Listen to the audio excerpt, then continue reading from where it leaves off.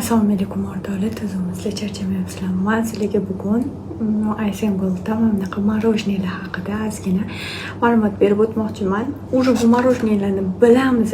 Men oldimda hozir 11 xili turibdi. Bularni уже podelkalari ham ko'payib ketgan.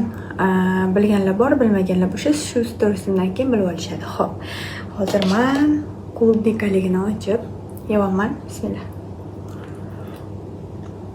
Prям ta'mi klubnika bilan birga bir. Juda ham vkusli. Buni podelkalar juda ko'payib ketgan. Ta'mi, vkusi juda ham bo'lmaydigan. Men 1-2 marta unaqasiga uchrab ham qoldim, chunki bu morojniyalar chiqqandan beri men juda yaxshi ko'rib yeyapman. Aynan Aysengold Xitoydan buni originalini olib kelishyapti. Bemalol do'konlardan sotib olsanglar bo'ladi, topsanglar ham bo'ladi demoqchi edim. Podelkalarga uchrab qolmanglar.